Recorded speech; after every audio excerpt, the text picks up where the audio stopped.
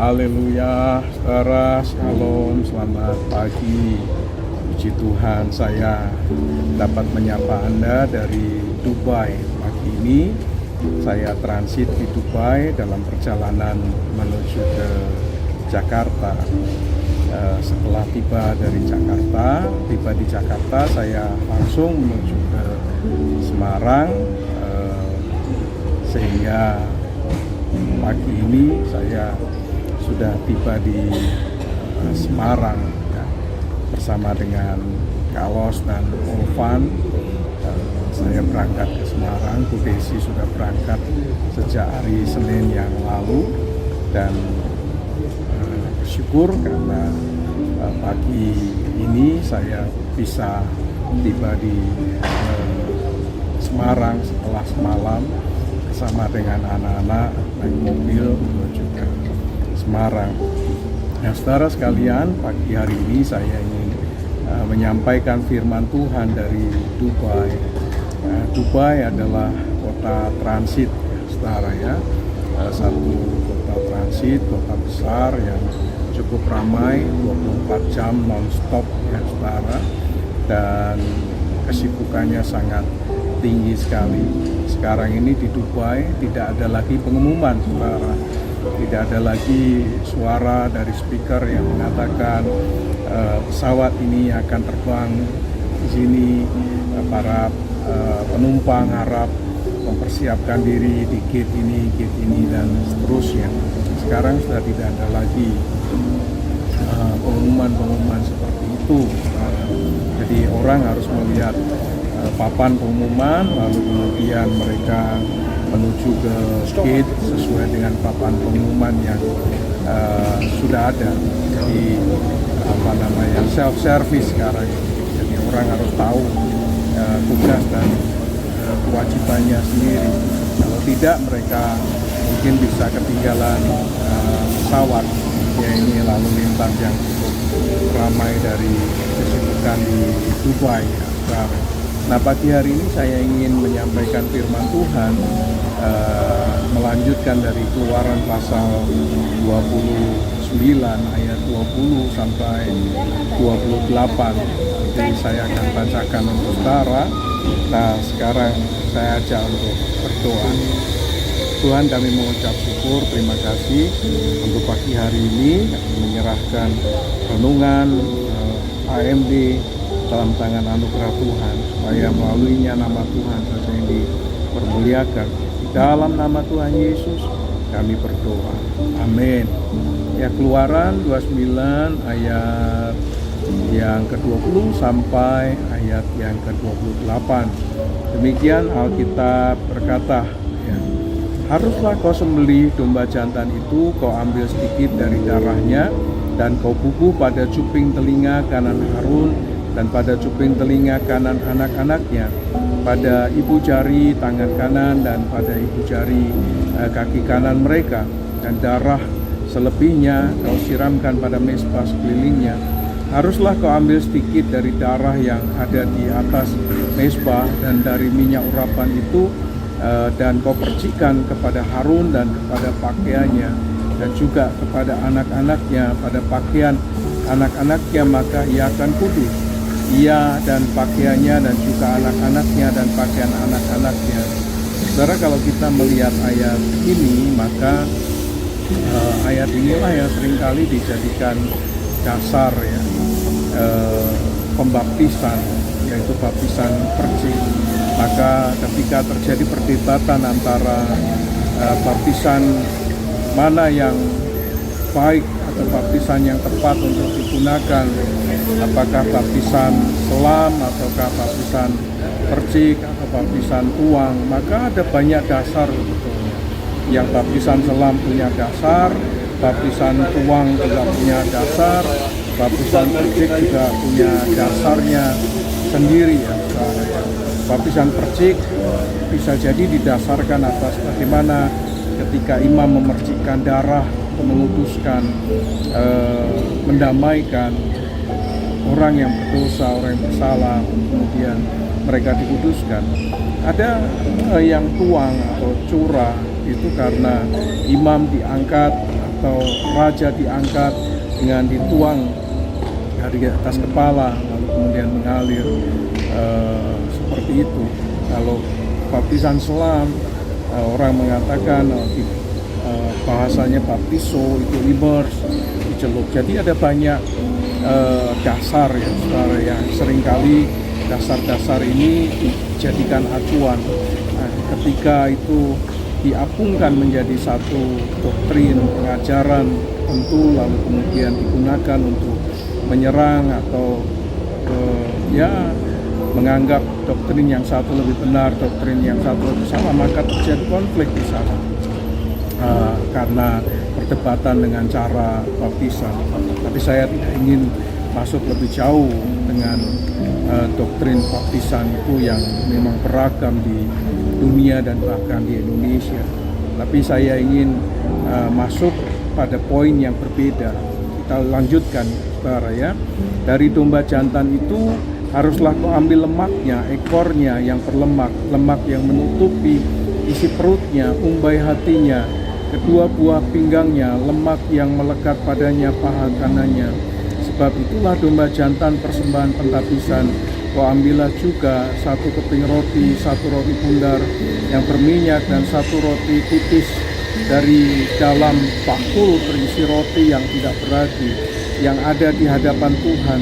Haruslah kau taruh seluruhnya ke atas telapak tangan Harun dan ke atas telapak tangan anak-anaknya, dan haruslah kau persembahkan semuanya itu sebagai persembahan unjukan di hadapan Tuhan.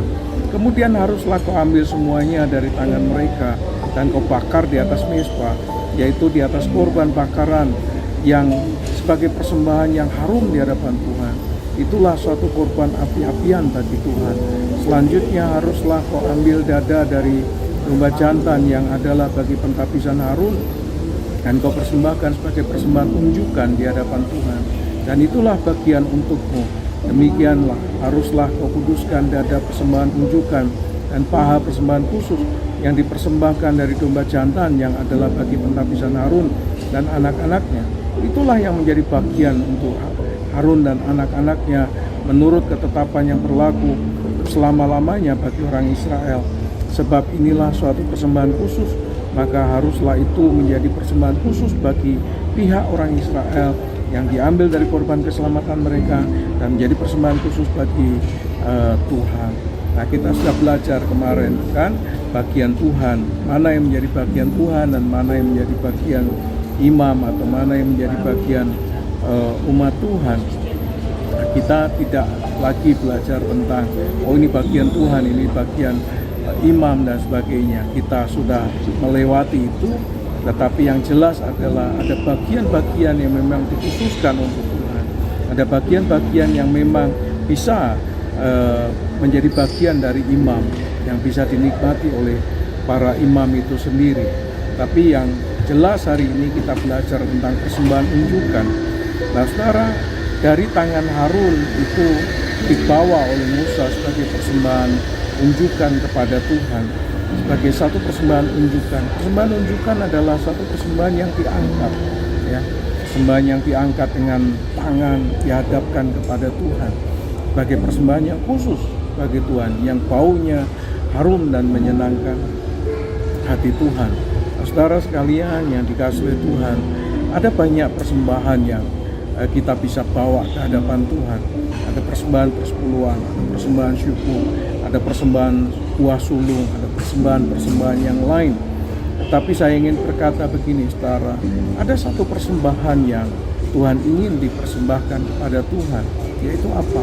Kalau kita lihat Roma pasal 12 ayat 1 dan 2, Tuhan tidak hanya bicara tentang persembahan materi, Tuhan tidak hanya bisa bicara tentang persembahan binatang, lemak dan segala isinya, tetapi juga Tuhan bicara tentang kita yang harus mempersembahkan tubuh kita, hidup kita sebagai persembahan yang hidup, yang kudus dan yang berkenan kepada Tuhan. Jadi level standar persembahan kita itu harus di level up, harus dinaikkan standarnya. Tidak lagi bicara, ini materi, ini sekian banyak, lalu bisa dihitung dengan nilai rupiah atau mata uang yang lain.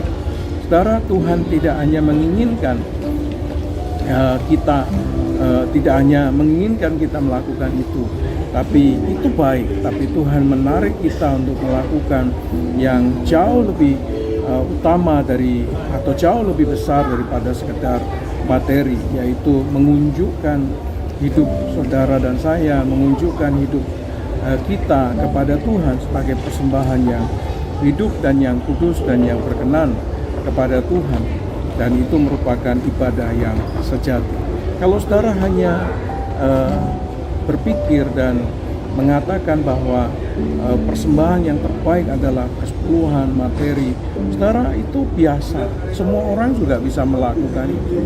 Bahkan orang non-Kristen, orang yang tidak percaya Tuhan itu memberikan jauh lebih besar. Mereka kerja di Taiwan, mereka kirim uang ke Indonesia untuk membangun rumah-rumah ibadah mereka dengan besar dan megah. Mereka kerja di luar negeri, mereka kirim dana untuk pembangunan rumah-rumah ibadah mereka. Kita akan jauh kalah karena seringkali kita terbentur dengan ukuran, sehingga kita mengatakan bahwa selalu diukur dengan materi, bahwa kalau kita sudah memberikan ini, itu sudah besar. Saudara, belum. Itu masih belum apa-apa, karena persembahan yang Tuhan inginkan itu bukannya sekedar materi yang kita berpikir seringkali, oh aku lebih besar dari orang itu, oh aku lebih besar dari orang ini, oh aku lebih hebat dari orang itu. Bukan. Sebelum saudara dan saya bisa memberikan persembahan hidup saudara, tubuh saudara, sebagai persembahan yang hidup dan yang kudus dan yang berkenan kepada Tuhan, saudara, persembahan saudara masih biasa sebetulnya. Kita harus mengunjukkan persembahan unjukan itu kepada Tuhan, bukannya sekedar materi, tetapi kita menunjukkan hidup kita, tubuh kita, bagian dari hidup kita sebagai persembahan yang hidup, yang kudus dan yang berkenan kepada Tuhan. Saudara, jangan bangga kalau saudara sudah bisa memberikan materi yang banyak kepada Tuhan. Jangan bangga kalau saudara sudah menyumbang sana, menyumbang sini. Jangan bangga kalau saudara sudah memberikan persepuluhan yang banyak. Tetapi berbanggalah ketika saudara bisa memberikan hidup saudara, tubuh saudara sebagai persembahannya, hidup dan yang kudus dan yang berkenan kepada Tuhan, karena itu akan menjadi satu ibadah yang berkenan di hadapan Tuhan. Saudara, hari ini dari Dubai saya ingin menyampaikan pesan, jangan puas hanya bisa memberikan materi kepada Tuhan. Jangan puas hanya bisa memberikan ketika kita bisa memberikan waktu kita, tenaga kita. Puaslah ketika saudara bisa memberikan hidup saudara sebagai persembahan yang hidup dan yang kudus dan yang berkenan kepada Tuhan. Amin. Mari kita belajar jangan puas dengan apa yang kita sudah berikan, tapi saudara menghindarkan tubuh hidup saudara sebagai persembahan kepada Tuhan. Saya berdoa kita level up, kita serahkan hidup kita sebagai persembahan unjukan yang menyenangkan hati Tuhan. Amin. Amin. Untuk Alkitabmu, mari kita berdoa. Tuhan, kami mengucap syukur, terima kasih karena mengingatkan kami kembali bahwa persembahan yang berkenan di hadapan Tuhan adalah mempersembahkan hidup yang kudus dan yang berkenan kepada Tuhan, karena itu adalah ibadah yang sejati. Terima kasih Bapa, Kau memberkati Pak Stefanus dan keluarga. Tuhan berikan kekuatan dan penghiburan, Tuhan berikan anugerah sehingga mereka dan keluarga besarnya tetap ada dalam pemeliharaan Tuhan.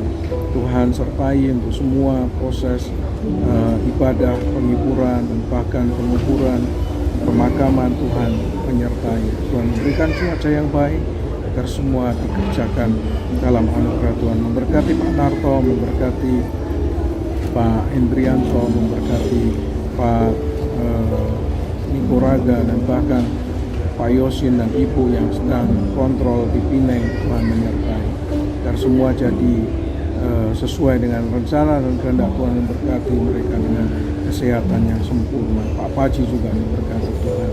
Terima kasih Tuhan, kami mengucap syukur. Kami menyerahkan jemaat-Mu sepanjang hari ini ke dalam tangan anugerah Tuhan. Kiranya penyertaan Tuhan melimpah dan memberkati mereka. Apa yang mereka kerjakan dibuat oleh Tuhan berhasil. Terima kasih ya Tuhan. Kami mengucap syukur. Ya, kiranya itu berkenan di hadapan Tuhan. Kami menyerahkan hidup kami, menyerahkan aktivitas kami dalam tangan anugerah Tuhan. Tuhan memberkati, urapi kedua tangan kami, anak-anakmu, sehingga apa yang mereka kerjakan di Tuhan, oleh Tuhan berhasil. Mereka boleh menuai apa yang mereka taburkan, mereka boleh menuai apa yang mereka kerjakan, dan menikmati hasil 30, 60, dan 100 kali ganda. Terima kasih Bapa, kami bersyukur.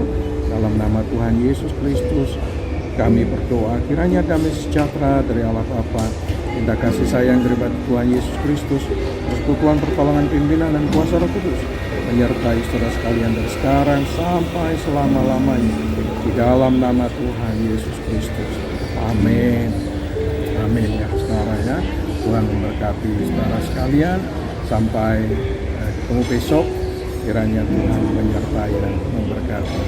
Selamat beraktivitas, selamat bekerja, selamat menikmati anugerah Tuhan. You are blessed.